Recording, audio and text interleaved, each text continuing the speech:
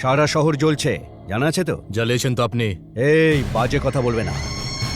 Law and order বজায় রাখতে এই কাজ করতে হয়েছে। ভুল করেছি। আপনার কাজে যেন গরিবদের সমস্যা না হয়। রাস্তার মাঝে হোটেল চালায়, ফুল বিক্রি করে, খাবার বিক্রি করে, তাতে মানুষের অসুবিধা হয় না? না, রাস্তায় যে খাবার বিক্রি করে, ফুল সবজি বিক্রি করে, সেই হলো জনতা। 100 কোটি লোক লড়াই করেই বাঁচতে হয়। তো আমি কি করব? ব্যবসা শেষ করবেন না, মিথ্যে কেস দেবেন না। কোথায় দোকান হবে, কোথায় বিজনেস চলবে, তার জন্য একটা রুল আছে। আপনার রুল অনুযায়ী 1 লাখ টাকা অ্যাডভান্স দেওয়া, আর তাছাড়া 1000 টাকা ভাড়া। কি বলতে চাও? রাস্তার মাঝে গুন্ডাগিরি করবে? কিছু করতে না পারলে নাক গলিও না। কেন? আপনি তো ওদের সাহায্য করতে পারেন। ব্যাংকে গিয়ে সাইন করে টাকা এনে দিন, ব্যবসা করবে। যার তার জন্য সাইন করার জন্য এখানে আমি বসে নেই, এটা আমার কাজ নয়। তাহলে ওদের ব্যবসা শেষ করাও আপনার কাজ নয়। আগুন, তোমার সিদ্ধান্ত নেওয়ার জন্য এখানে আমি ডাকিনি, এটা কমিশনার অফিস। সেই জন্য ভদ্রভাবে কথা বলছি। হ্যাঁ হ্যাঁ, তুমি কেন বলবে না? মুটে মজুর, রিক্সা চালকরা তোমার সঙ্গে আছে, তুমি তো বলবেই। হ্যাঁ, আমার পিছনে যারা দাঁড়িয়ে আছে তারা পরিশ্রম করে, সত্যি কথা বলে, অসহায়কে সাহায্য করে।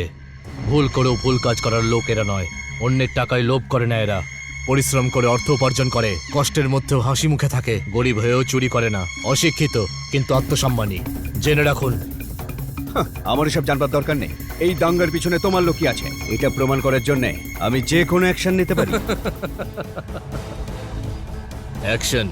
হ্যাঁ, 307 খুনের মামলা 3 বছর, ধারা 363 অপহরণ করা 7 বছর, ধারা 376 ধর্ষণ করা 10 বছর। এরকম যে কোনো একটা কেস দিয়ে আপনারাই ফাইল তৈরি করেন। এটা আপনি নিজে করুন অথবা অন্য কারোর কথায় করুন।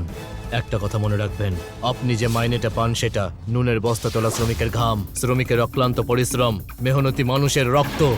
ন্যায় করা আপনার কর্তব্য। তোমার মতো লোকের জন্য কেস করে পেপার নষ্ট করা উচিত নয়। শুটিং অর্ডার নিয়ে কেস ক্লোজ করে দেওয়া উচিত। কি হলো, হুমকি দিচ্ছেন? গান্ধীজি ভয় পেলে স্বাধীনতা পেতাম না। ভগৎ সিং যদি ফাঁসি না চড়তো তাহলে কি আমরা স্বাধীন হতে পারতাম? আমাকে ভয় দেখে লাভ নেই কমিশনার সাহেব। যে ভয় পায় তাকে ভয় দেখান। কমিশনার সাহেব, আমরা খাদের কিনারাতেই বাস করি, কিন্তু পাহাড়ে ওঠার লক্ষ্য ছাড়ি না। ধাক্কা দেওয়ার চেষ্টা করবেন না, পাহাড়কে আপনিই পড়ে যেতে পারেন। কমিশনার স্যার, আমরা নিজেদের অধিকারের জন্য প্রাণ দিয়ে দেব।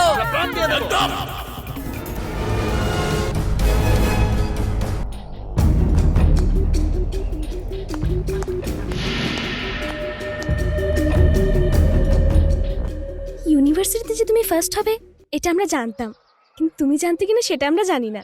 আমাদের ইউনিভার্সিটিতে আজ অবধি এত নাম্বার নিয়ে কেউ পাশ করেনি। I am very proud of you.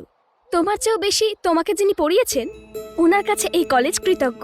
তুমি মধ্যবিত্ত পরিবারের, তাও তোমাকে বলছি, এত বেশি নাম্বার পাওয়ার পরেও 5,000 বা 10,000 টাকা চাকরি করার থেকে ভালো একটু কষ্ট করে পয়সা জমিয়ে যদি ইউএসএ গিয়ে হায়ার এডুকেশন করো, তাহলে তুমি এখানে ভালো পোস্টে চাকরি পাবে।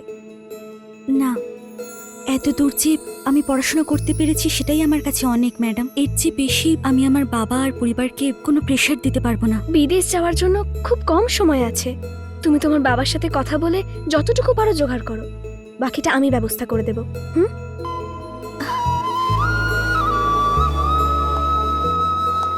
তুমি একটা কাজ করো, পাশেই আছে আলিবাগ গ্রাম, ওখানে বদলি নিয়ে নাও।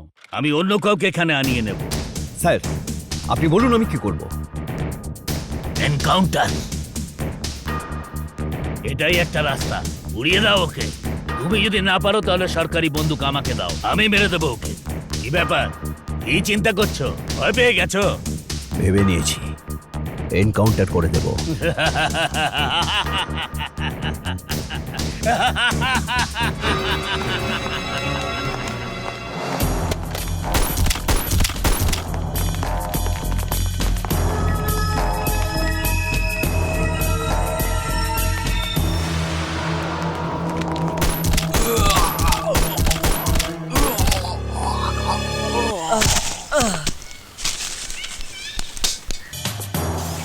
আমেরিকা পাঠানোর ব্যাপারটা নিয়ে ভাবো।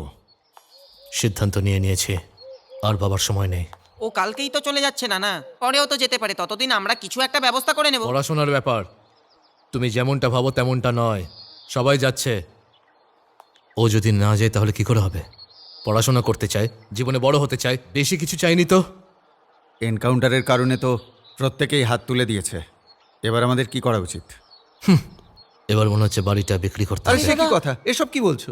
ওটা তো তোমার প্রাণ। পয়সার জন্য ওটা বিক্রি করে দেবে? দাদা, বাড়ি বিক্রি করে টাকা নিয়ে এসো। কিন্তু- আর শোন, নারায়ণকে কাল মণ্ডপে পিছনে ডাক। একবার ভেবে দেখলে যা না ভাই, তুই সারাক্ষণ খালি প্রশ্ন করে কৈফিয়ত চাই, যা তো।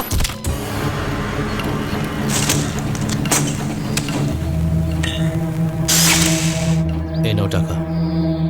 তুমি এই টাকাটা ধার নিয়েছো বলে মেয়েকে আমেরিকা পাঠানোর প্রস্তুতি শুরু করো।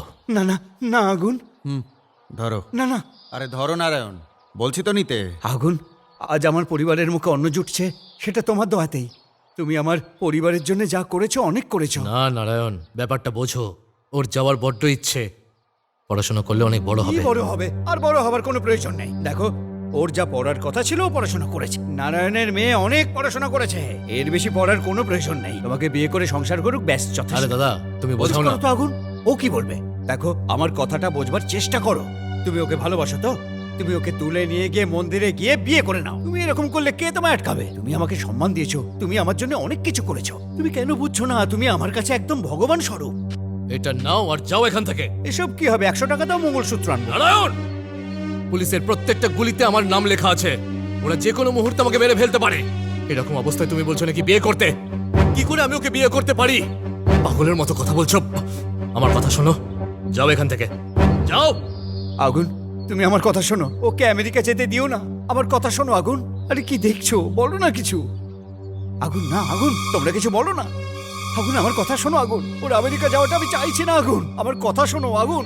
আগুন, এই তোমরা কি আটকাও? নিজের ভেতরের মানুষটাকে কষ্ট দিও না। তোমরাও বলো কিছু। আমার কথা শোনো আগুন। আগুন, যেও না। আগুন, আগুন, আটকাও, তোমরা আটকাও ওকে। আগুন। আনন্দ, এই সপ্তাহের আনন্দ বিকেতন ছাপা হয়ে গেছে? কাল হয়ে যাবে স্যার। আদির সঙ্গে পূর্ণিমার কবে দেখা হয়েছে, কিভাবে দেখা হয়েছে এবং কি বলেছে, এইসব কথা কেমন ভাবে হলো, এইসব শুরু থেকে আজ পর্যন্ত এই নিউ এডিশনে ছাপাতে হবে। এটা আদিই পড়ুক আর পূর্ণিমাই পড়ুক বা অন্য কেউ পড়ুক, আর ওকে জানাক যে এই কাহিনীতে যা আছে তা তোমার জীবনে হচ্ছে। রেলওয়ে স্টেশনে ও যেন এটা জানতে পারে। স্যার, বুঝেছো তুমি?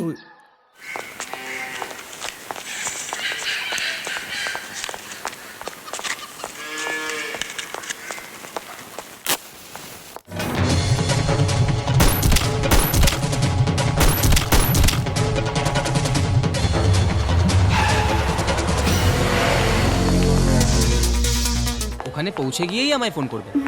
এত দূর ভেবেই কেমন ভয় হচ্ছে। গায়ত্রী, তোমার সাথে ইউনিভার্সিটির আরো 20 জন যাচ্ছে, তাহলে ভয় কেন?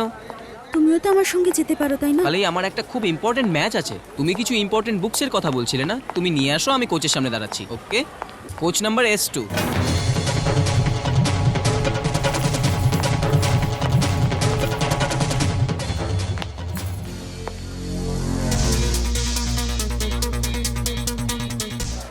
আমাকে ওই ম্যাগাজিনটা দেবেন?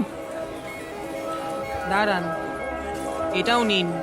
এটা কিসের জন্য? আনন্দ বিকিরণে আদির একটা গল্প আসে, ওটার মতনই আপনাদের এরিয়ায় কিছু হলে তাহলে আপনিও লিখে পাঠাবেন, পুরস্কার পাবেন।